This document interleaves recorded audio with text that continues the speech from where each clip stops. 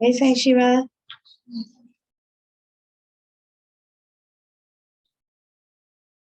Let us start with Prarthana.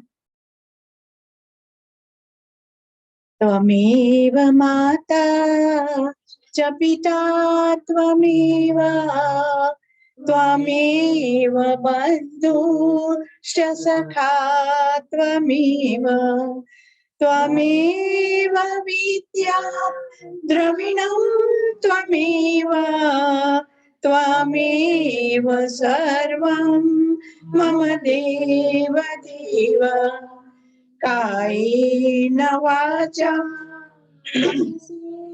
इन्द्रियैर्वा बुद्ध्यात्मना वा प्रकृते स्वभावात् करोमि यद्यत् सकलं परस्मै नारायणायेति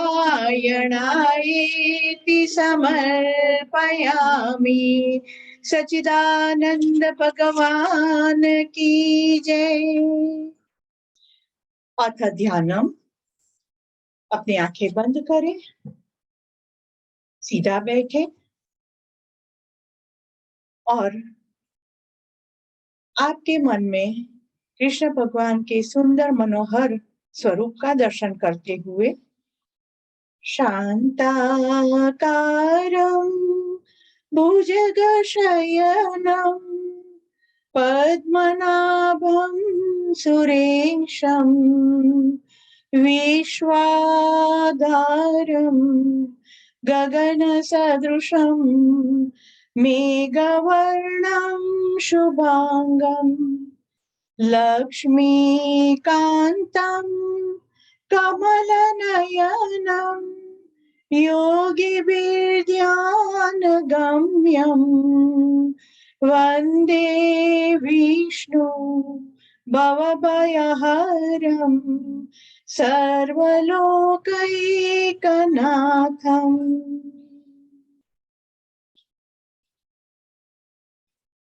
कृष्णं वन्दे जगद्गुरुम्। श्री कृष्ण परमात्मा श्री चरणों में प्रणाम। सद्गुरुदेव स्वामी श्री शिवानंद जी महाराज के श्री चरणों में प्रणाम।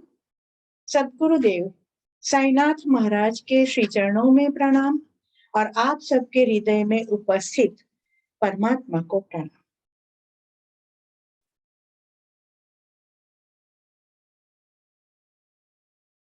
कल हमने श्रीमद् भगवद गीता के पहले अध्याय का पठन किया और कुछ जो श्लोक थे वो हमने उसका समझ भी प्राप्त किया।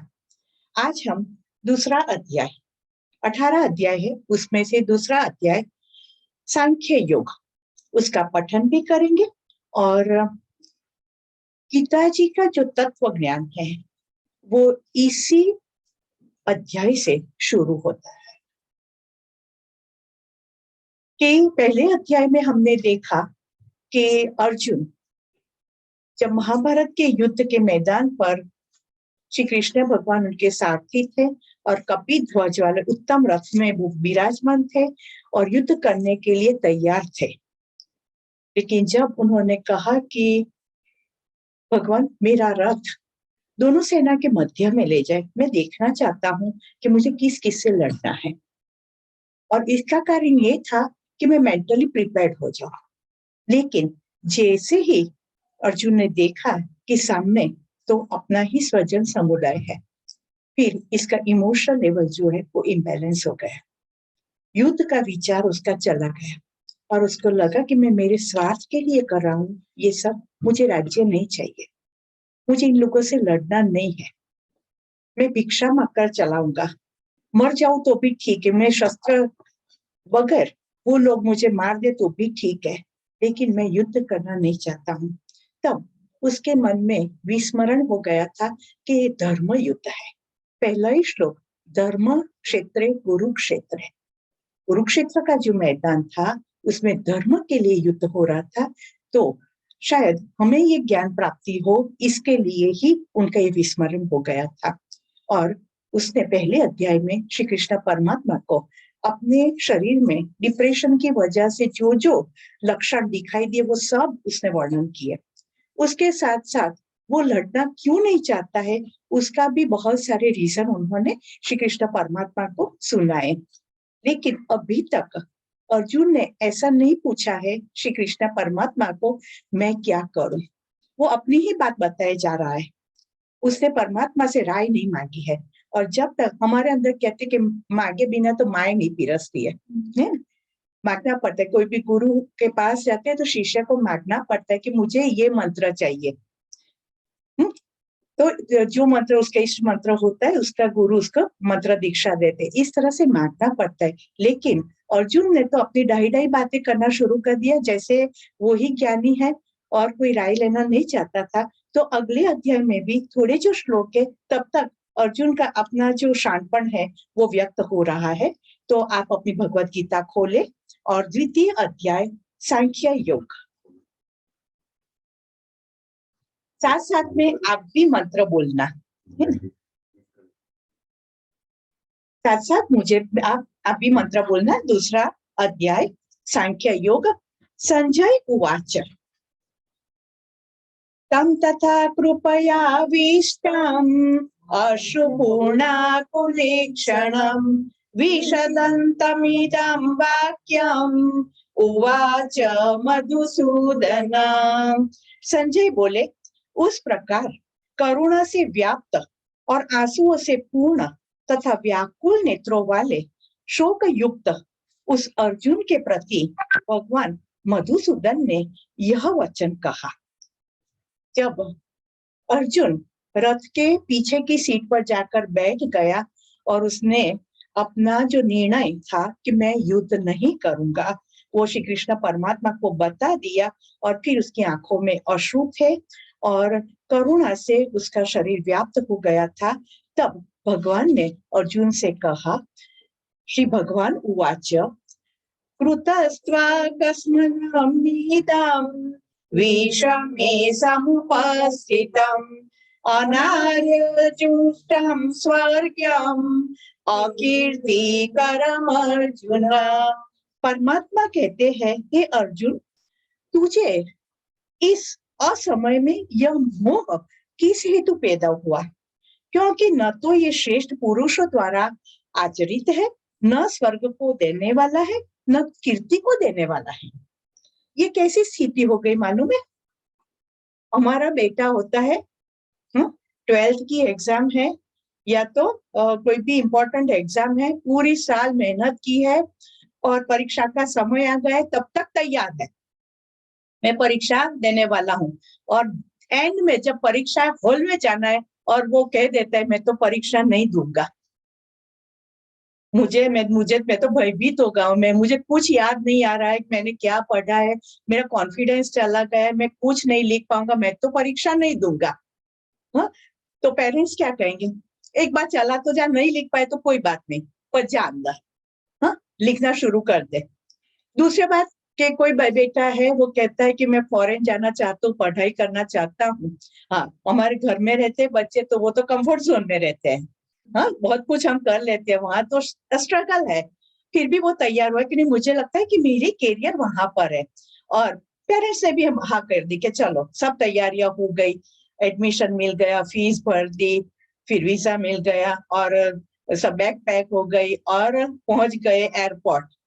और जब इमिग्रेशन का टाइम आता है तब एकदम से बाहर आकर कहते हैं मैं तो नहीं जाना चाहता हूँ, मैं तो आपको छोड़ के नहीं जाऊंगा, मैं तो यहाँ पर जो हो सकेगा मैं करूंगा, पापा का बिजनेस संभाल लूंगा या तो इधर उधर की कोई जॉब कर लूंगा, पर मैं तो नहीं जाना चाहता हूँ। तो पेरेंट्स क्या कहेंगे, जिन्होंने इतनी तैयारी की है, पैसे से लेकर मानसिक सभी तरह की तैयारी की है, और अब बेटा मना करता है तो क्या कहेगा? ना बेटा, एक बार जाके आ, अगर तुम्हें नहीं अच्छा लगता है तो वापस आ जाना, पर जा तो सही, एक बार देख तो सही कैसा है? ऐसी ही हालत अर्जुन और श्री कृष्ण की है। ये अर्जुन और श्री कृष्ण की बात नहीं है, ये सब हमारी ही बातें हैं। कई कई जगह पर ऐसा होता है कि एंड मोमेंट पर हम बैकफुट पर आ जाते हैं, नहीं करना है बस। ये तो अच्छी बात है कि आप 5 साधिका है जिन्होंने योग टीचर्स ट्रेनिंग में नाम लिखवाया है और टिके रहे, नहीं तो सबको कोई ना कोई कारण तो मिल ही गया होगा कि अब नहीं हो सकेगा, है ना। नेक्स्ट टाइम करेंगे तो होने ही वाला है ना, नेक्स्ट टाइम क्या समय चला गया है, हो सकता है कि नहीं।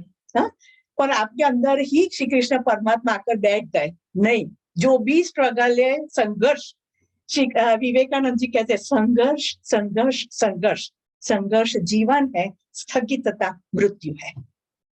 संघर्ष करते जाना है और अपने गोल को प्राप्त करना है। तो यहाँ भी भगवान श्री कृष्ण परमात्मा अर्जुन को कहते हैं कि अरे आप तो शूरवीर है, और ये क समय आपको ऐसा क्यों मोह आया, कहाँ से आया, और क्यों आप लड़ना नहीं चाहते हैं। अरे ये श्रेष्ठ पुरुष जो करते, ऐसा आपका धर्म नहीं है। जो जिसका मन मक्का में वो ही आगे बढ़ सकता है। मन इधर उधर ऐसे है पेंडुलम जैसा, करूं ना करूं कंफ्यूज, वो तो बैकफुट पर ही जाएगा। और आप तो वैसे नहीं हो, तो आप तो करना ही पड़ेगा। और दूसरे जो हमारे बेटे होते हैं ना, आप फॉरेन जाएंगे तो अच्छा कमा लेंगे, डॉलर में आपकी एक सैलरी मिलेगी, है कि नहीं।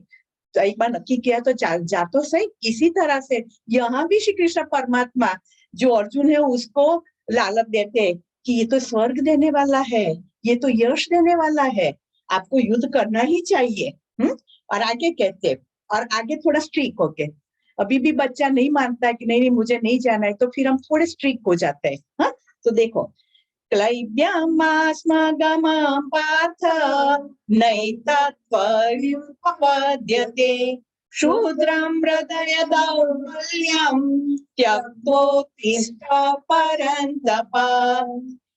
हे पार्थ, नपुंसकता को वश मत हो, तुझमें यह उचित नहीं जान पड़ती। हे परंतप, हृदय की तुच्छ दुर्बलता का त्याग करके युद्ध के लिए खड़ा हो जा। भगवान के मुख से नपुंसक शब्द निकलता है, तब आप समझ सकते हैं कि अर्जुन की बिल्कुल तैयारी नहीं थी युद्ध करने की, और भगवान को भी हो गया कि अब कैसे उसको तैयार करूं।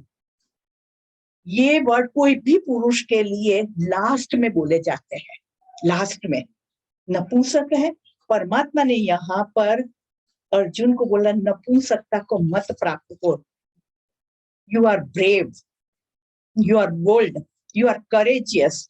नपुंसकता को मत वश हो, और आपको हृदय की इस तुच्छ दुर्बलता कि मैं नहीं कर सकूंगा, मुझे इससे लड़ना नहीं है, ये दुर्बलता जो है उसका त्याग कर दो और युद्ध के लिए खड़े हो जाओ। कोई भी काम हमें जीवन में करना है ना, तो हमारे जीवन में भी कोई ना कोई प्रेरणादायी व्यक्ति होती है। जब तक हमें ऐसा नहीं कर पाऊंगा, तो एक व्यक्ति को तो हर एक के जीवन में होती है कि वो प्रेरणा देती, नहीं बेटा करो, तुम कर सकोगे, तुम्हारे अंदर वो ताकत है, कर सकोगे। और वो प्रेरणा मिल गई और कर देते हैं, कर सकते हैं। तो यहाँ पर भी अर्जुन को श्री कृष्ण परमात्मा ने पीछे से एक बल दिया है, प्रेरणा दिए कि लड़ना है।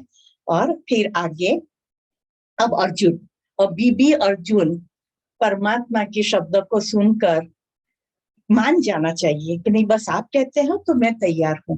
लेकिन फिर भी उसके अंदर की निर्बलता देखो, उसको अभी भी शंका है कि हो सकेगा कि नहीं हो सकेगा। तो आगे क्या अर्जुन बोलता है, अर्जुन उवाच कथं भीष्ममहं संख्ये द्रोणं च मधुसूदन इषुभिः प्रतियोत्स्यामि पूजार्हा वरिसूदन।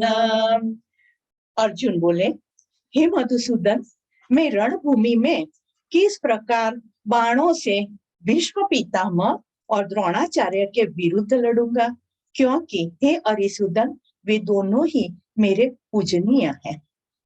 अब एकदम से उसने, अर्जुन ने कहते हैं कि सही रीजन श्री कृष्ण परमात्मा के सामने रख दिया कि ये तो एकदम ऐसा रीजन है कि इसको तो कोई मना नहीं कर पाएगा, पर परमात्मा भी नहीं। वो तो क्या, हाँ हाँ ठीक है, सामने गुरु है, सामने भीष्म पितामह है, तो चलेगा, नहीं लड़ेगा।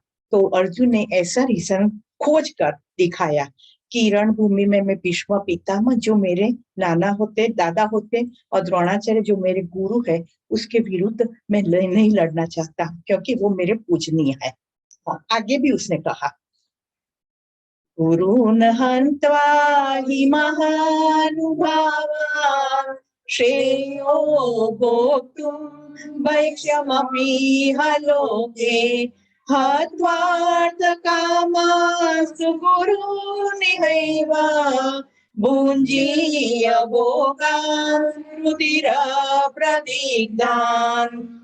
आगे अर्जुन कहते हैं, इसलिए हे महानुभाव, गुरुजनों को न मारकर मैं इस लोक में भिक्षा का अन्न भी खाना कल्याणकारक समझता हूँ, क्योंकि गुरुजनों को मारकर भी इस लोक में रुधिर से सने हुए अर्थ और काम रूप भोगों को ही मैं भोगूंगा। सही बात बताई कि सामने गुरु है, सामने बुजुर्ग है, तो मैं लड़ाई करना नहीं चाहता हूँ, मैं भिक्षा मांग कर मेरा जीवन निर्वाह करूंगा।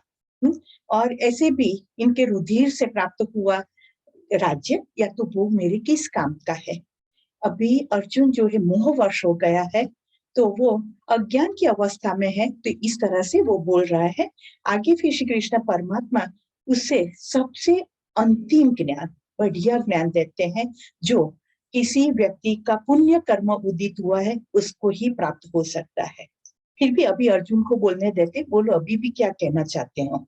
तो अर्जुन आगे कहते हैं, न चैतद्विद्वा कतरन्नो गरीयो त्वद्वा जयेमय दिवानुजयेयु यानेव हत्वा न जिजीविषाम स्तेयवस्थिताः प्रमुखे धार्तराष्ट्रा।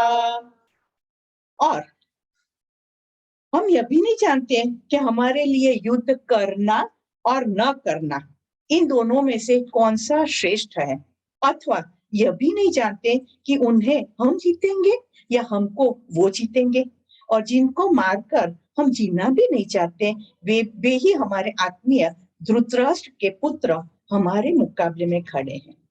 अर्जुन को अभी भी शंका है, जब परमात्मा हमारे साथ है तो फिर शंका का है कि कोई नहीं है। जब मांगना था, आपको मालूम है श्री कृष्ण परमात्मा आराम में थे, तब दोनों साथ में गए थे। अर्जुन था, वो श्री कृष्ण परमात्मा के पैर के पास बैठा था, और दुर्योधन था, वो सर के पास बैठा था। सर में अहंकार रहता है, पैर में नम्रता रहती है। अर्जुन नम्र था तो वो पैर के पास बैठा, पैर को छुपकर, और दुर्योधन अहंकारी था तो वो सर के पास जाकर बैठा, मैं पैर के पास क्यों बैठा। और फिर जब परमात्मा की आंख खुली तो सबसे पहले स्वाभाविक है कि जो पैर के पास बैठे वही दिखता है। तो उन्होंने अर्जुन से पूछा कि क्या चाहिए। फिर उनकी नजर पड़ी दुर्योधन पर, आपको क्या चाहिए। और श्री कृष्ण परमात्मा ने दोनों से पूछा, एक साइड मेरी पूरी सेना है और दूसरी साइड मैं अकेला, और अकेला तो अकेला, पर मैं हाथ में कोई शस्त्र भी धारण नहीं करूंगा। अब मांगो क्या चाहिए। तब अर्जुन ने कहा कि मैं आपको मांगता हूँ। श्री कृष्ण परमात्मा ने कहा, फिर से एक बार सोच लो, मैं अकेला हूं और मेरे हाथ में शस्त्र नहीं होगा, मैं कुछ नहीं कर पाऊंगा। फिर भी अर्जुन ने कहा, नहीं, मैं आपको मांगता हूँ, क्योंकि जिसके पास परमात्मा है वो कभी हार नहीं सकता है। और जब उसने ये मांगा तो दुर्योधन तो अंदर से ही खुश हो गया कि चलो बराबर है। मैं दुर्योधन ने सोच लिया कि मेरे मन की जो बात थी यहाँ सिद्ध हो गई। और उसने पूरी कृष्ण भगवान की सेना को मांगा कि मुझे वो चाहिए आपकी। और जब अर्जुन ने वो मांगे थे कृष्ण परमात्मा, तब उनके हृदय के अंदर क्या भाव होगा कि मेरे साथ परमात्मा है तो मैं हार नहीं सकता हूँ। तो ये दौर्बल्य कहाँ से आया कि मैं जीतूंगा कि वो जीतेंगे, युद्ध करना चाहिए कि नहीं करना चाहिए, शंका कहाँ से आई। यही हमारा मन है। एक बार मन को एक चीज अच्छी लगती है, दूसरी ही क्षण वो चीज ऐसा लगता है कि नहीं, कमी है, कोई काम की नहीं है। हमारा मन जो है ना, पेंडुलम जैसा है, कभी इधर कभी उधर, कभी इधर कभी उधर। तो कहते हैं कि मन है, मौसम है, वो उसका कोई भी समय नहीं होता, कोई बता नहीं सकता है कि कब तक वो कैसा रहेगा, टिकेगा, कोई नहीं बता सकता। मौसम भी कभी बदल सकता है, मन भी, स्वभाव भी किसी का कभी भी बदल सकता है। तो यहाँ उसका स्वभाव बदल गया, और उसको परमात्मा में से जो श्रद्धा थी, वो लगता है टाइमिंग चली गई है कि मुझे नहीं लगता है कि ये हम जीतेंगे कि वो जीतेंगे, क्या होगा मुझे मालूम नहीं है। आगे भी कहता है, कार्पण्य दोषोपहता स्वभावः पृच्छामि त्वां धर्म सम्मूढचेता यच्छ्रेयसा निश्चितं ब्रूहि तन्मे शिष्यस्तेऽहं शाधिमा त्वां प्रपन्नम्। इसलिए कायरता रूप दोष से उपहत हुए स्वभाव वाला तथा धर्म के विषय में मोहित चित्त हुआ मैं आपसे पूछता हूँ कि जो साधन निश्चित कल्याणकारक हो वह मेरे लिए कहिए, क्योंकि मैं आपका शिष्य हूँ, इसलिए आपके शरण हुए मुझको शिक्षा दीजिए। धीरे धीरे धीरे परमात्मा के ओरा में रहते हुए उसके अंदर चेतना आना शुरू हो गई। उसको ख्याल आ गया कि मैं ये कायरता पूर्ण वर्तन कर रहा हूँ और धर्म से विरुद्ध में जा रहा हूँ। इसलिए उसने वो अपना जो सेल्फ डिक्लेरेशन किया, हाँ, कि कायरता रूप दोषों से उपहत हुआ स्वभाव वाला और धर्म के विषय में मैं मोहित चित्त हो गया हूँ। तो अब परमात्मा मुझे बताइए कि मेरा कल्याण किसमें है।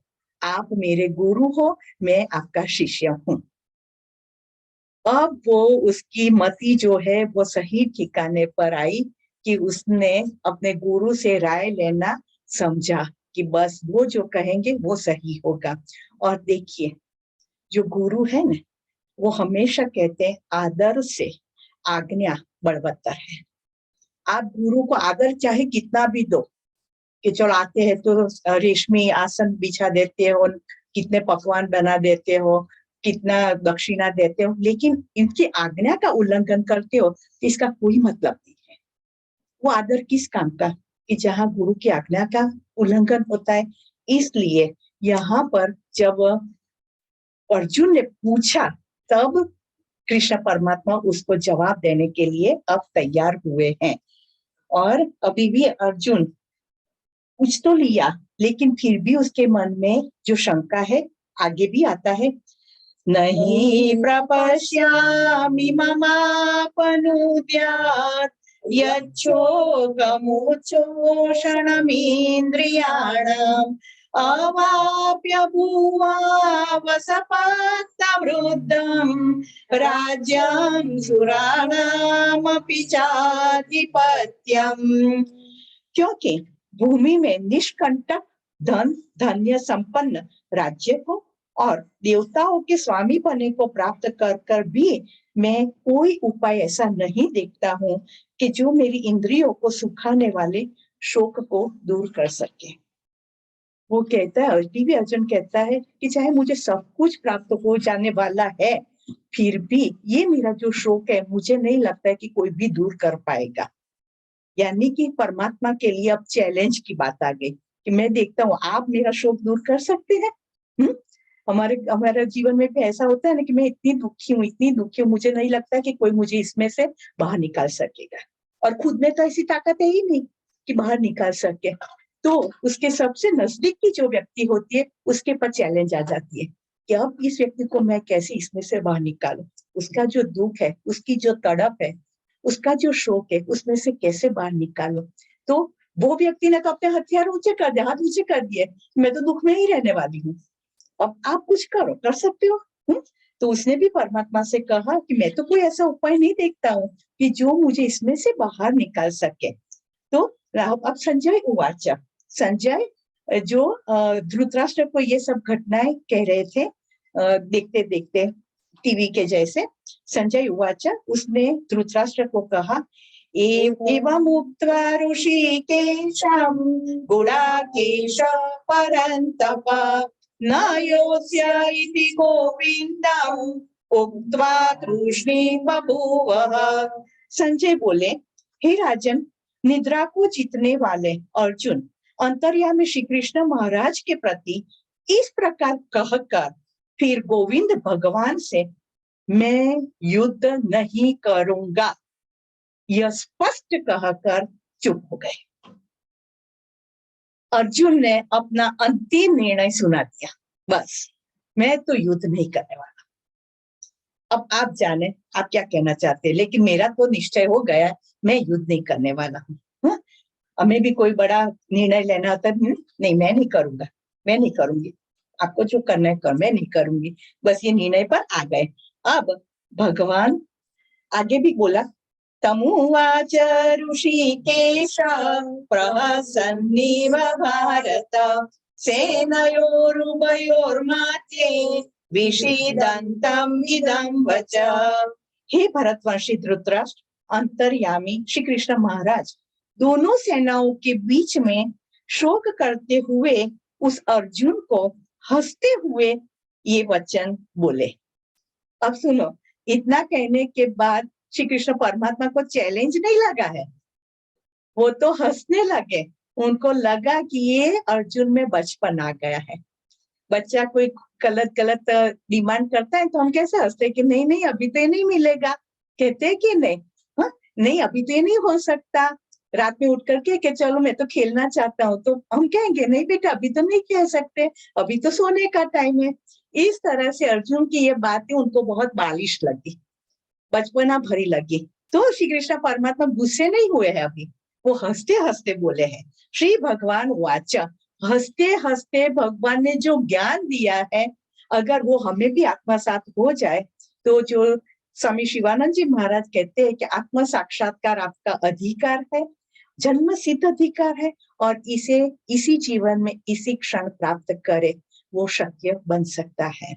श्री भगवान वाच, अशोच्यानन्वशोचस्त्वं प्रज्ञावादांश्च भाससे गतासु न गतासुंश्च नानुशोचन्ति पंडिता। श्री भगवान बोले, हे अर्जुन, तू न शोक करने योग्य मनुष्य के लिए शोक करता है और पंडितों के जैसे वचनों को कहता है, परंतु जिनके प्राण चले गए हैं उनके लिए और जिनके प्राण नहीं गए हैं उनके लिए भी पंडित जन शोक नहीं करते।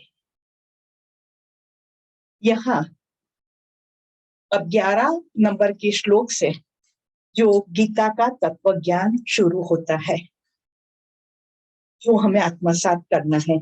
श्री भगवान कहते हैं कि जिनके लिए शोक नहीं करना चाहिए उनके लिए आप शोक कर रहे हैं। हाँ, भीष्म पितामह, भगवान भी कहते हैं भीष्म पितामह और द्रोणाचार्य है, वो बहुत अच्छे चारित्र्य वाले गुणवान लोग हैं, लेकिन ये सब कुछ होने के बावजूद भी क्यों अधर्म के पक्ष में बैठे हुए? सब कुछ जानते हैं फिर भी क्यों अधर्म का आश्रय लिया हुआ है? तो अधर्म का जब आश्रय लिया उसका मतलब ही हुआ कि वो जीते हैं फिर भी मृत्यु ही है। शरीर चलता है लेकिन अंदर की आत्मा तो मर गई है। तो ऐसे लोग जो जीवंत है और जीवित हम कहते हैं, तो ऐसे लोगों के लिए भी हमें शोक नहीं करना चाहिए कि जो अपने कर्तव्य को नहीं जानता है, जो अपने कल्याण को नहीं जानता है, जो लोक संग्रह के कल्याण को नहीं जानता है। सर्वभूत हिते रताः, जो पंडित लोग है वो तो सब जो है पूरी दुनिया जो उसके विश्व कल्याण की बातें ध्यान में रखते हैं, तो उन्होंने इसका पक्ष क्यों लिया है? तो जो पंडित लोग हैं वो जो इस तरह के जीवित या मृत व्यक्ति है उसका शोक नहीं करते हैं। और आगे भी भगवान ने बताया मृत्यु क्या है, मृत्यु क्या है। मृत्यु के लिए हम इतना घबरा रहे हैं, तो मृत्यु तो हमारे जो 5 तत्व है, पृथ्वी जल तेज वायु और आकाश, उसका भी घटन है। स्थूल शरीर से सूक्ष्म शरीर का अलग होना है, तो इसमें कौन सी बड़ी बात हुई? और ये गति तो चलने ही वाली है, आज ये शरीर है कल दूसरा शरीर मिलेगा, तो उसमें ये तो सातत्य में ही रहने वाले, तो उसका शोक क्यों करना है? और दूसरी बात, क्या आप ऐसे कहते हैं कि ये मेरे गुरु है, ये मेरे भाई, ये मेरे पुत्र पौत्र है, ये सब आप बातें करते हैं, लेकिन ये तो आपके ये जन्म के संबंध है। इस जन्म के पूर्व भी ये लोग नहीं थे और इस जन्म के बाद भी ये लोग नहीं रहेंगे। जो ऋणानुबंध जितना होता है उतना ही साथ चलते हैं, फिर सब अलग अलग हो जाते हैं। जैसे पानी बहता है ना, बहता हुआ पानी है तो लकड़ियां तरती है और लकड़ियां थोड़े समय के लिए सब इकट्ठी हो जाती है पानी में, और फिर एक बहाव आता है तो सब अलग अलग हो जाती है। इसी तरह से हम सब जो लोग मिले हैं, तो ये जन्म जो है इसमें सब इकट्ठे हो गए हैं और समय आने पर सब अपनी अपनी गति में चले जाएंगे। एक धर्मशाला होती है ना, यहाँ पर सब यात्रालु इकट्ठे होते हैं और सब अंदर अंदर सत्संग करते, बहुत सारी बातें करते, आनंद प्रमोद करते हैं, लेकिन फिर सब अपने अपने गंतव्य स्थान पर चले जाते हैं। तो ये जगत भी एक बहुत बड़ी सार्वजनिक धर्मशाला ही है, समझ लो। और इसमें हम सब इकट्ठे हुए हैं, कोई ऋणानुबंध से, बस ये जो ऋणानुबंध है उसमें हम अपना श्रेष्ठ से श्रेष्ठ जो हमारा कर्म है कैसे करके जाए, ये सोच, अच्छे से अच्छा कर्म कैसे करके जाए।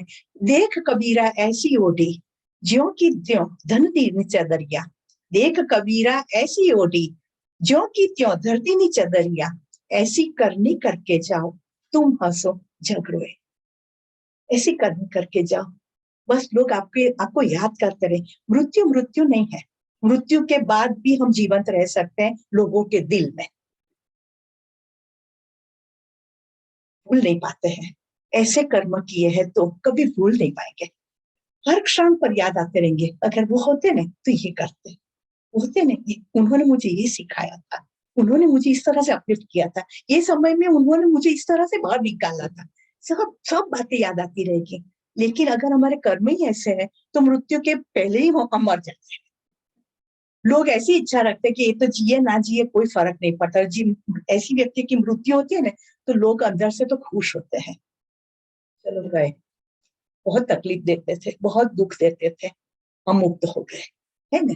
तो मृत्यु वास्तव में मृत्यु नहीं है, मृत्यु के बाद भी उस पार भी जीवन है, मृत्यु के बाद भी जीवन है, लोगों के हृदय में स्थान प्राप्त करते हैं, और मृत्यु से पहले भी मृत्यु है जो हमारे कर्म ऐसे है। तो यहाँ पर भगवान ये फिलोसॉफी समझाना चाहते हैं कि आप मृतक व्यक्ति का क्यों शोक करना चाहते हैं, क्योंकि कई लोग तो मृत्यु से पहले ही मर गए हैं और कई लोग मृत्यु के बाद भी नहीं मरते, अमर हो जाते हैं। तो अब तुमको इसका शोक नहीं करना चाहिए। श्री कृष्ण परमात्मा ये हमें ही समझाना चाहते हैं। हमारे घर की एक व्यक्ति भी जिसकी मृत्यु हो जाती है ना, हम कितने गमगीन हो जाते हैं, कितना समय हम उसके पीछे रोते रोते निकाल देते हैं और जो करना होता है वो नहीं करते हैं। बाद में जब समझ आती है तब बहुत सारा समय गुजर गया होता है। लेकिन ये एक गति सबकी होने वाली है, मेरी तुम्हारी कोई अमर पट्टा लेकर नहीं आया है, सबको एक दिन जाना है। बस ये सत्य अगर हमें याद रह जाए तो हमारा श्रेष्ठ, ये भूमि का रंगमंच है, पूरा पूरा जगत, उस पर हमारी भूमि का हम श्रेष्ठ बजा कर जाएंगे, रोल अच्छी तरह से अदा करके जाएंगे। ये नाटक ही कर रहे हैं हम। जो मृत्यु से पहले जीवन नहीं था, मृत्यु के बाद हमारा जीवन नहीं है, तो ये भी समझ लो कि ये भी मोह ही है, मोह से अलावा कुछ नहीं है। तो आगे श्री कृष्ण परमात्मा कहते हैं, न त्वेवाहं जातुनासं न त्वेवाहं जातुनासं न त्वं नेमे जनाधिपाः न चैव न भविष्यामः सर्वे वयमतः परम्। यहाँ पर श्री कृष्ण परमात्मा जो आत्मा है वो अजर है, अमर है, अविनाशी है, नित्य है, सत्य है, शुद्ध है, बुद्ध है, वो समझाना चाहते हैं। श्री कृष्ण परमात्मा कहते हैं कि ये ऐसा नहीं है कि, न तो ऐसा है कि मैं किसी काल में नहीं था, तू नहीं था, अथवा तो ये राजा लोग भी नहीं थे, और न तो ऐसा ही है कि इसके आगे भी हम नहीं रहेंगे। ये आत्मा का अविनाशी तत्व जो है उसके बारे में बताना चाहते कि ये शरीर अगर चला जाएगा तो भी आत्मा तो अजर अमर है ही, उसकी गति तो है ही, दूसरा शरीर मिलेगा और हमारा कार्यक्षेत्र जो है वो आगे बढ़ता रहेगा। और जो इस तरह का ज्ञान हम प्राप्त करते हैं ना, वो हमारे आत्मा के साथ जाता है, समझे। हाँ, जो भौतिक ज्ञान है वो इधर का इधर रह जाता है कि कोई व्यक्ति ने, मैंने चलो इंजीनियरिंग किया और पैसे कमाने के लिए, तो ये ज्ञान इधर का इधर रहेगा। ऐसा कुछ भी ज्ञान प्राप्त, एमबीए किया तो वो ज्ञान इधर रहेगा, लेकिन आत्मा के संबंधी कोई भी ज्ञान प्राप्त करते हैं तो वो हमारे आत्मा के साथ जाता है और दूसरे जन्म में वहीं से जो गति शुरू होती है, वहीं से आपका कार्यक्षेत्र शुरू होता है। तो हम आजकल भी देखते हैं कि कई बच्चे ऐसे होते हैं कि बचपन से, जैसे बताया सभी ने, झलक ने बताया, सुरभि ने बताया, शची ने बताया कि बच्चे अभी से बोलते हैं, हनुमान चालीसा बोलते हैं, महामृत्युंजय मंत्र बोलते हैं। तो किस तरह से बोलते हैं? 2 साल का बच्चा किस तरह से बोलता होगा?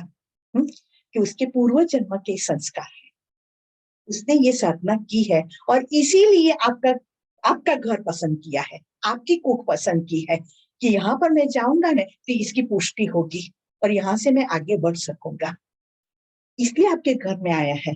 तो ये जन्मों जन्म की प्रक्रिया है और जो ऐसा ज्ञान प्राप्त करते वो आत्मा के साथ जाता है और वहीं से आगे शुरू होता है। कल भी मैंने आपको बताया था कि जो क्षणिक आनंद है ना, भौतिक आनंद है, वो खत्म हो जाता है, लेकिन आप मेडिटेशन करेंगे, जो आनंद की स्थिति प्राप्त की वो खलास होने वाली नहीं है। जब दूसरी बार मेडिटेशन में बैठेंगे तो इससे भी आगे बढ़ेगा, तो आनंद आगे ही बढ़ता जाएगा, वो खत्म होने वाला आनंद नहीं है। आप योग करेंगे तो जो आनंद मिलेगा, जितनी बार करते जाएंगे आनंद आगे बढ़ता जाएगा। आनंद खलास हो गया मेरा तो ऐसा कभी आपके मुंह से नहीं निकलेगा। तो स्पिरिचुअल जो भी विद्या होती है वो आनंद को बढ़ाने वाली है और भौतिक जो भी क्रिया होती है वह आनंद एक के बाद एक खत्म होता जाता है, कि नया आनंद ढूंढना पड़ता है। तो यहाँ पर भी श्री कृष्ण परमात्मा अर्जुन को कहते हैं कि पहले मैं नहीं था, तुम नहीं थे, या तो ये राजा लोग जिनको आप देखते हैं वो नहीं थे, ऐसा भी नहीं था, और इसके बाद भी वो नहीं होंगे, मैं नहीं होगा ऐसा भी नहीं होगा। हमारी ये गति चलने ही वाली है, तो तू चिंता मत कर। एहिनोऽस्मिन् यथा देहे कौमारं यौवनं जरा तथा देहांतर प्राप्तिर् धीरस्तत्र न मुह्यति। जिस तरह से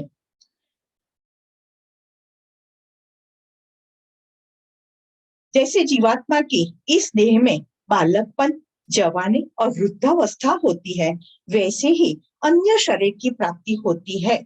उस विषय में धीर पुरुष मोहित नहीं होता है। अच्छा, हम जब जन्म हुए तब बच्चे थे, बच्चे में से हम युवान हुए तो उसमें कोई विक्षेप आया कि बचपन चला गया तो हम मर गए, फिर युवान हुए तो फिर से आत्मा का जन्म हुआ, ऐसा हुआ? फिर युवानी चली गई और जो प्रौढ़ावस्था में प्रवेश किया तो युवानी मर गई, आत्मा मर गया, फिर प्रौढ़ावस्था में आत्मा फिर से जीवित हो गया, ऐसा है? फिर बुढ़ापा आता है, लेकिन एक सातत्य में क्रिया चलती है। बचपन है, फिर यौवन आता है, फिर प्रौढ़ावस्था, फिर बुढ़ापा आता है, सब एक सातत्य में चलता है। इसमें आत्मा न तो मरता है न तो फिर से जीवित होता है। इसी तरह से मृत्यु भी एक सातत्य की ही क्रिया है। एक शरीर को छोड़ता है आत्मा तो दूसरा शरीर पकड़ लेता है, दूसरा इतनी सहजता से, उसमें ये अखंड क्रिया है, इसमें कोई रुकावट नहीं आती, कोई व्यवधान नहीं आता है। ये हमें समझ लेना चाहिए। इसीलिए मृत्यु को मंगलकारी कहा गया है। मृत्यु भयकारक नहीं है, मृत्यु मंगलकारी है कि अभी ये शरीर मेरा काम नहीं करता है तो मुझे जो काम करना है तो मैं अच्छा शरीर दूसरा लेकर मेरा काम जो है आगे करूंगा। बुढ़ापा गया, शरीर चलता नहीं है तो धीरे धीरे करके इसको क्षीण हो गया तो उसको छोड़ दो, नया शरीर धारण करके हम काम करेंगे। लेकिन आज के समय में हम देखते हैं 70 साल होने आए हैं, अज्ञान की गर्मी की वजह से आंख जो है उसमें दिखाई नहीं देता है, कैटरेक्ट आया हुआ है। हम जानते हैं कि मृत्यु के कुएं में पैर लटका कर बैठे हुए हैं, फिर भी मोह नहीं जाता है। इस मेरा परिवार, मेरा पैसा, मेरी सत्ता, सब इसमें मैं जो चाहूं वैसा ही होना चाहिए, इस तरह का अभी भी भारत सब कुछ पकड़ के रखना चाहते हैं, बंधन में रखना चाहते हैं। हम क्या बंधन करेंगे? हम खुद बनते जाते हैं। जब हम ऐसा कहते हैं कि मैंने बंगला बांधा, आपने बंगला बांधा कि आप बंगले से बंध गए? बोलो तो। 2 दिन बाहरगाम जाना है ना तो कितना ध्यान रखना पड़ा। चलो सभी खिड़कियां बंद कर दी, सभी दरवाजे बंद है, ताला ठीक से लगाया है, अपने सब कुछ जो अंदर पैसा वैसा जो है ऑर्नामेंट से ठीक तरह से रख दिया। कितना ध्यान रखते। और हम बाहर चले गए, वहां से भी घर को याद करते रहेंगे, घर ठीक तो होगा ना, घर तो ठीक तो होगा ना। घर ने आपको एक बार याद किया या फोन किया आपको कि कब आने वाले हैं आप? मैं कहती हूँ कि मैंने गाड़ी खरीदी, गाड़ी मैंने खरीदी कि मैं गाड़ी से खरीद दी गई? गाड़ी खरीदी, पर अब गाड़ी का मेंटेन करना, चलो उसको साफ करो, रोज रोज पेट्रोल पूरा हो, हवा पूरा हो, कितना ध्यान रखना पड़ता है। उसको एक स्क्रैच पड़ा तो भी दिल टूट जाता है, अरे स्क्रैच पड़ गया। हाँ, तो मैंने गाड़ी खरीदी कि गाड़ी से मैं खरीद ली गई? यही जीवन है, जहां जहां पर होंगे मैं बांधना चाहती हूँ, मैं बांधना चाहती हूँ, लेकिन खुद बंधते जाते हैं और ख्याल भी नहीं आता कि मैं और बंधन में पड़ती जाती हूँ और उससे दुखी पहुंचता है। मैं भी दुखी रहती हूँ, सबको दुखी करती हूँ, ठीक है ना। तो यहाँ पर कहते हैं कि ये जो सातत्य की क्रिया है, मृत्यु अखंड क्रिया है, वो होने ही वाली है, कोई उसे रोक नहीं सकता है। और आपके कर्म अनुसार आपको एक नया ही अच्छा जन्म मिलने वाला है। जो आपने अच्छे कर्म किए हैं तो अच्छा ही जन्म मिलने वाला है। ये तो कर्म की फिलोसॉफी जो पीछे आएगी। तो आपको खराब जन्म तो मिलने ही वाला नहीं है। हाँ, अगर मेरी बहुत सारी इच्छाएं, कामनाएं, वासनाएं, तृष्णाएं बाकी रह गई है तो ऐसी योनियों में जाना पड़ता है। थोड़े समय के लिए ऐसी योनि में जाकर वो कर्म पूरा करना पड़ता है और फिर अंत में अगेन मनुष्य जन्म प्राप्त होता है। मैं आपको एक बात बताऊं, एक छोटा सा उदाहरण है कि नारद ऋषि कुछ विष्णु भगवान के भक्तों के साथ जंगल में से जा रहे थे, पृथ्वी पर आए हुए थे और जंगल में से जा रहे थे। तो उन्होंने वहां एक आश्चर्यकारक दृश्य देखा। एक बड़ा सा अजगर था और छोटी छोटी लाखों चींटियां उसको पकड़कर खींच ले जा रही थी। अजगर को चींटियां पकड़ के खींच के ले जा रही थी। चींटी इतनी, अजगर बहुत बड़ा, और हम जानते हैं कि अजगर की ताकत कैसी होती है, फिर चींटियां उसको कैसे खींच कर ले जाती होगी। तो सबको, जो भक्त लोग थे, उनको आश्चर्य हुआ और उन्होंने नारद ऋषि से पूछा कि अरे ये कैसे शक्य बन सकता है कि वो चाहे अजगर तो एक फुफाड़ा मारे और सभी चींटियां उड़ जाएगी, तो ये वो ऐसा क्यों नहीं कर पाते? चींटियों में इतनी ताकत कैसे आ गई कि उसको खींच के ले जा रहे हैं? और नारद ऋषि ने कहा कि वो अजगर अपने कर्मों का फल भुगत रहा है। तो भक्तों ने पूछा कि ऐसा कौन सा कर्म था उनका? तो उन्होंने कहा कि अजगर जो है ना, वो पूर्व जन्म में गुरु था, गुरु था। और गुरु धीरे धीरे गुरु तो बन गया, पर धीरे धीरे उसका अहंकार बढ़ता था। जैसे शिष्य बढ़ते गए, जैसे शिष्य बढ़ते गए, उनका अहंकार पुष्ट होता गया और बहुत सारे शिष्य जो थे उनको दान देते जाते थे। तो धीरे धीरे उनके अंदर एक लोभ वृत्ति आ गई और वो पैसा जो सही जगह पर लगाने चाहिए, सत्कर्म में लगाने चाहिए, उसके बजाय वो उसको इकट्ठा, अपने लिए इकट्ठा करने लगे। तो फिर शिष्य को मालूम पड़ा कि ये पैसा हमारे योग्य रूप से उपयोग नहीं हो रहा है। तो उन्होंने गुरु को बहुत बताया कि नहीं, आप इसको जो दान दे रहे हैं उसका सही उपयोग करो। लेकिन वो नहीं माना और फिर वो गुरु की मृत्यु हो गई, सब शिष्य की भी मृत्यु हो गई। तो इस टाइम पर जो शिष्य थे वो चींटी बन के आए हैं। गुरु जो था बहुत बेगा इकट्ठा करते करते लोभ वृत्ति के वजह से अजगर बन के आया है और अब चींटियां उसको पाठ सिखा रही है। एक एक डंक मार मार के उसको बता रही है कि आपने इतने पैसे मेरे लिए हैं और वो मुझे आपको वापस करने हैं। तो हर एक कर्म जो करते हैं उसका फल कोई ना कोई योनि में जाकर मिलता ही है। तो जो भी करे बहुत सोच समझ कर करे, आगे सोच ले कि इसका फल प्राप्ति क्या होगी, है ना। तो यहाँ पर भी श्री कृष्ण परमात्मा कहते हैं कि ये सातत्य की क्रिया अखंड क्रिया है, उसको कोई नहीं रोक सकता है। आगे, मात्रा स्पर्शास्तु कौन्तेय शीतोष्ण सुख दुःखदा आगमापायिनो नित्या स्वां स्थितिक्षस्व भारत। हे कुंती पुत्र, सर्दी, गर्मी और सुख दुख को देने वाले इंद्रिय और विषयों के संयोग तो उत्पत्ति विनाशशील है और अनित्य है। इसलिए हे भारत, तू इसको सहन करना सीख। कृष्ण परमात्मा कहते हैं हमारी 5 ज्ञानेंद्रिय हैं, आंख, नाक, कान, मुंह और त्वचा। इससे हमें जो विषय भोग है उसका आनंद हम ले सकते हैं। कभी ठंडी लगती है, कभी गर्मी लगती है, कभी सुख होता है, कभी दुख होता है, लेकिन ये क्रिया शाश्वत नहीं है। एक ही वस्तु आपको अगर सुख देती है, दूसरी क्षण वो दुख दे सकती है। एक ही व्यक्ति कभी आपको अच्छा लगता है, लेकिन आपके अनुसार वो कार्य नहीं करता है तो आपको वो अच्छा नहीं लगता है। जो गर्मी की सीजन होती है तो हमें ठंडी अच्छी लगती है, लेकिन ठंडी की रुत में हमें गर्मी अच्छी लगती है। तो ठंडी, गर्मी, सुख, दुख तो आने ही वाले हैं जीवन में, वो भी क्रिया चलने ही वाली है। कोई भी क्रिया शाश्वत नहीं है। पूरा जगत परिवर्तनशील है। आज जो है वो कल नहीं रहेगा और कल जो है वो परसों नहीं रहेगा। तो ये परिवर्तनशील जगत जो है उसको तू सहन करना सीख। तू अपनी एक डिजाइन की हुई दुनिया मत बना दे कि बस यही दुनिया मेरी है, उसमें ही मैं रह सकता हूँ। ऐसा नहीं होगा। और स्वामी शिवानंद जी महाराज इसलिए ये श्लोक जो है उसके संदर्भ में बहुत अच्छा कहते थे कि एक बात कि अगर आप इतने सहनशील बनना चाहते हैं, आपकी धैर्य शक्ति है, चिंतन शक्ति है, मनन शक्ति है, उसको अगर आप बढ़ाना चाहते हैं तो 5 बातें हमेशा याद रखो।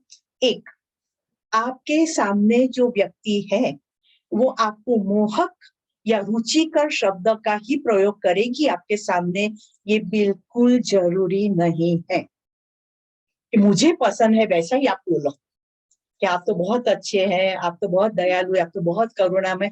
ऐसा जरूरी नहीं है कि सब ऐसा ही, जो जिसका मेंटल लेवल जो फ्रीक्वेंसी पर चल रहा है वैसे ही शब्द आपके सामने आएंगे। तो धीरज रखो, ध्यान से सुनना सीखो और गुस्सा मत करो। एक बात, इतनी सहन शक्ति धीरे धीरे धीरे हमें अपने आप में लानी है। जिसके पास जो है वो ही देगा। हाँ, बीची है तो डाउंस ही देगा। आप साधु पुरुष है तो माफ करते जाएंगे। हाँ, तेरा स्वभाव डांस देना है, मेरा माफ करना है, चलता ही रहेगा ये तो मोहक शब्दों का सब प्रयोग करेंगे ऐसा जरूरी नहीं है। दूसरी बात, हर परिस्थिति मेरे ही कंट्रोल में रहे, मुझे जैसी पसंद है वैसा ही वातावरण रहे, वैसी ही परिस्थिति रहे, ऐसा भी बिल्कुल जरूरी नहीं है। लेकिन जो परिस्थिति है, जो वातावरण है, उसमें अपना वातावरण क्रिएट करना सीख जाओ। मैं जानती हूँ आप इधर बैठे हैं ना, बहुत विपरीत कारण परिस्थिति में भी बैठे होंगे।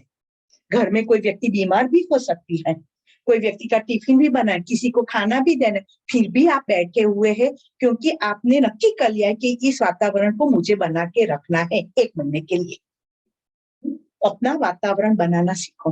तीसरी बात कि आपके भाग में जो कार्य आएंगे वो सब आपको पसंद ही है ऐसे नहीं होंगे, है ना। जो काम हम करते सब काम हमें पसंद ही है कि हाँ हर एक काम मुझे बहुत अच्छा लगता है, ऐसा तो नहीं होता है। कई काम जो है हमें करने पड़ते हैं, हमारे भाग में आए हैं तो हमें करने पड़ते हैं। तो हम क्या करते हैं, ऐसे कामों को हम लास्ट में रखते हैं, लास्ट प्रायोरिटी। पहले जो अच्छे अच्छे काम है मुझे पसंद है वो कर दूं, लास्ट में वो करूंगा।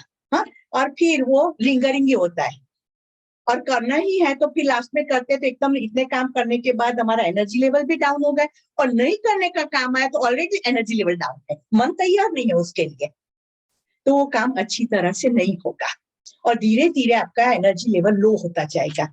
तो स्वामी जी महाराज कहते हैं कि जो काम आपको नहीं पसंद है वो सबसे पहले करना, सबसे पहला करना शुरू कर दो, क्योंकि आपका एनर्जी लेवल हाई है, आप अभी उत्साही हो, आप ताकतवर हो, तो आपका वो काम खत्म हो जाएगा, फिर सब आपके कमते ही कार्य है, तब खुश खुश होके करेंगे। और उन्होंने आगे बढ़ के ये भी कहा है कि थोड़े समय के बाद आप देखेंगे कि मुझे नहीं पसंद है, ये कभी होगा ही नहीं, जो भी मेरे भाग में सब कुछ मुझे पसंद है।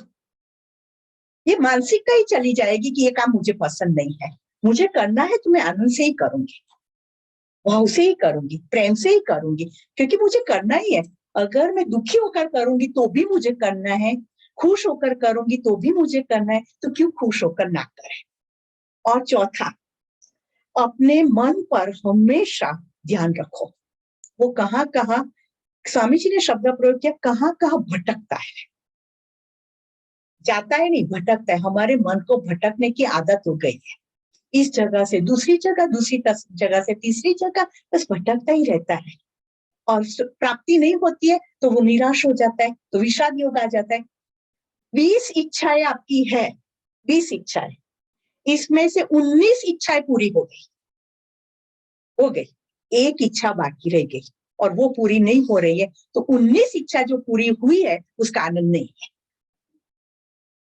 रथी आनंद, ये क्यों पूर्ण नहीं हुई, वो तो ठीक थी, ये क्यों पूर्ण नहीं हुई है, बस इसमें मन विचलित हो जाता है, दुखी दुखी घूमता है। तो कहते हैं गुरुदेव कि अपने मन को जो इधर उधर भटकता है तो उसको कंट्रोल करके वापस लिया जाए, उसको केंद्रस्थ रखो, अपने विचारों को केंद्रस्थ रखो और अपने लक्ष्य के प्रति उसको जाने दो, फिर देखो क्या के कार्य कैसे होते हैं। स्कैटर्ड मन पड़ा हुआ है, विभाजित होगा इधर उधर, उसको पकड़ के केंद्र में लाओ और अपने लक्ष्य के प्रति ले जाओ। ये योग टीचर्स ट्रेनिंग आप कर रहे हैं ना, वो यही बताता है कि आपके लक्ष्य के प्रति आपके मन को आपने केंद्रित कर दिया है। और 5वां, पूरे दिन में ऐसे विचार करो, ऐसे व्यवहार करो, ऐसे कृत्य करो कि रात को आप बेड में जाओ, तुरंत नींद आ जाए। सहृदयी व्यक्ति होती है ना, उसको ही बेड में जाते तो तुरंत नींद आ जाती है। लेकिन दिन भर में ऐसे ऐसे कुछ कर्म हो गए, किसी को कुछ बोल दिया, फिर हमें ही दुख होता है, अरे मुझे क्या बोलने की जरूरत थी, वो उसका कर्म है, मुझे क्या बोलने की जरूरत थी, लेकिन बोल दिया। फिर हम आत्म विश्लेषण करते हैं तो कई बार बहुत दुखी होते हैं, मुझे ऐसा नहीं करना था, ऐसा नहीं बोलना था, इसके साथ ऐसा व्यवहार नहीं करना था। और ये ही जो है, ये हमें खुद को दुख होता है, फिर नींद चली जाती है। ऐसा वाणी, व्यवहार और विचार करो कि रात को बेड में जाते नींद आ जाए और 3-4 घंटे नींद ही है, साउंड डीप स्लीप, फिर उठे तो एकदम फ्रेश और नए कार्य के लिए तैयार। तो यहाँ पर श्री कृष्ण परमात्मा यही कहते हैं कि सर्दी गर्मी सुख दुख को सहन करना सीखो। आपके आसपास जो हो रहा है सहन करो और उसमें अपना विश्व बनाओ कि आप क्या करना चाहते हैं। आप दूसरों पर लगाएंगे ना कि आप मुझे स्पेस दो, आप मुझे आज करने दो, तो वो नहीं हो पाएगा, खुद को ही नक्की करना पड़ेगा। तो आगे का जो श्लोक है, यम ही न व्यथयन्ते ते पुरुषां पुरुषर्षभ सम दुःख सुखं धीरं सो अमृतत्वाय कल्पते। क्योंकि हे पुरुष श्रेष्ठ, दुख सुख को समान समझने वाले जिस धीर पुरुष को ये इंद्रिय और विषयों के संयोग व्याकुल नहीं करते, वह मोक्ष के योग्य हो जाता है। ये द्वंद्व कहते हैं, सुख दुख, लाभ हानि, मान अपमान, रात दिन, ये द्वंद्व कहते हैं, बिल्कुल विरोधाभासी जो है। और ऐसी स्थितियां खड़ी होती जाएगी, लेकिन जो व्यक्ति उसमें बैलेंस हो सकता है, वो ही मोक्ष यानी मुक्ति, मोक्ष यानी मृत्यु नहीं, मुक्ति, इसी जन्म में मुक्ति को प्राप्त कर सकता है। बंधन में से कोई भी बंधन है उसमें से मुक्त हो सकता है। आगे, न सतो विद्यते भावो न भावो विद्यते सत उभयोरपि द्रष्टुन्तः स्वनयोस्तत्त्वदर्शिभिः। बहुत अच्छी बात की है कि इस जगत में असत वस्तु की सत्ता नहीं है और सत का अभाव नहीं है। इस प्रकार इन दोनों का ही तत्वज्ञानी पुरुषों द्वारा देखा गया है।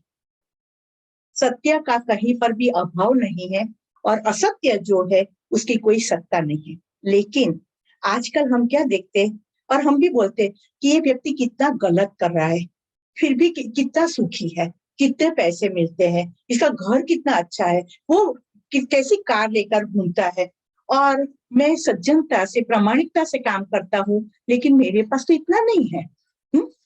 हम दूसरों को देखते हैं कि गलत कार्य करता है फिर भी खुश है, और मैं प्रामाणिकता से जीवन जीता हूँ लेकिन उसके जितना मेरे पास नहीं है। लेकिन ये गलत कार्य करता है, इसकी वजह से उसके पास पैसे है, वो जरूरी नहीं है, वो जरूरी नहीं है। इसके पूर्व जन्म के पुण्य कर्म जो है वो अभी वो भुगत रहा है, और गलत कार्य जो कर रहा है वो कर्म तो अभी उसके बंधन में है, वो तो उसको भुगतना ही है। तो आप ऐसा मत समझो कि वो खुश है और वे आनंद में रहता है और बहुत कुछ उसको मिलता है। हाँ, मैं आपको एक उदाहरण देती हूँ। एक पीप होता है, पीप जिसमें आप अनाज भरते हैं, हाँ, और पीप में थोड़े गेहूं डाल दिए हमने, फिर ऊपर बाजरा डाल दिया। अब आप पीप ऊपर से खोलेंगे तो क्या दिखाई देगा? बाजरा दिखाई देता है कि इसमें तो बाजरी भरी हुई है, लेकिन नीचे जो नल होता है वो खोलते हैं तो क्या निकलता है? गेहूं निकलेगा, क्योंकि नीचे गेहूं का क्लियर है, तो गेहूं निकलेगा, है ना? देखते हैं क्या? बाजरा निकलता है, क्या? गेहूं। इसी तरह से जब भी व्यक्ति का गलत कर्म होता है वो बाजरे के जैसे ऊपर जमा हुआ है, लेकिन उसके पुण्य कर्म है वो अभी निकल रहे हैं, और जब गेहूं खत्म हो जाएंगे फिर बाजरा ही निकलने वाला है, बाजरा ही निकलने वाला है। फिर वो गेहूं की अपेक्षा रखेगा तो नहीं निकलेगा, क्योंकि गेहूं भरा ही नहीं है अंदर। तो अभी जो आप उसको देखते हैं, सुख संपत्ति देखते हैं, वो पूर्व जन्म के पुण्य कर्मों से जो गेहूं है वो निकल रहे हैं, और जो अभी वो पुण्य कर्म नहीं करेगा, जागृत नहीं होगा, तो फिर बाजरा ही आने वाले हैं। फिर गलत काम की वजह से जो गलत कर्म बनते हैं उसमें उसको सहन करना ही पड़ेगा, कोई ऑप्शन नहीं है, नो विकल्प। तो श्री कृष्ण परमात्मा कहते हैं कि तुम ऐसा मत समझो कि असत्य जो है वो राज करता है और सत्य जो है वो ठंडा पड़ के बैठ जाता है। तुम सत्य हो, तुम इस तरह से विषाद नहीं कर सकते हो, और वो असत्य है, सामने कौरव सेना, तो वो उसकी सत्ता है, वो ऐसा मानना भूल जाओ।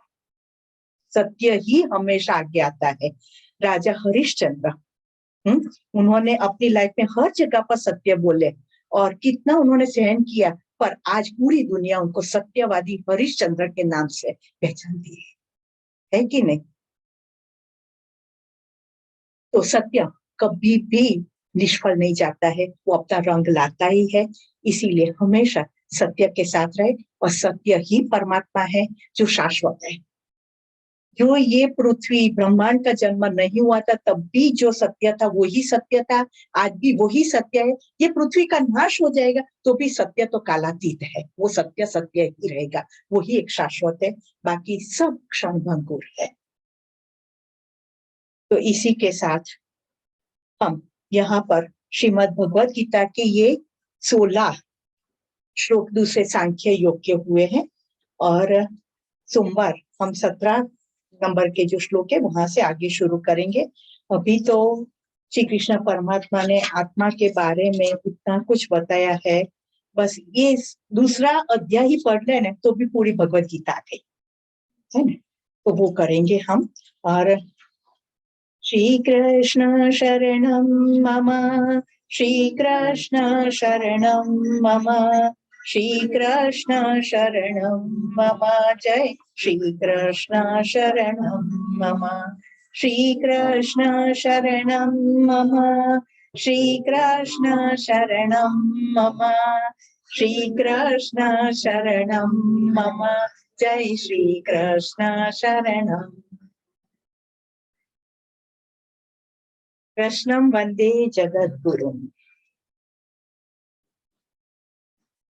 5 मिनट का आपके लिए विश्राम, फिर हम सब शुरू करते हैं पातंजल योग सूत्र। पानी पीना है तो पी लो, फ्रेश हो जाओ, आगे जाते हैं।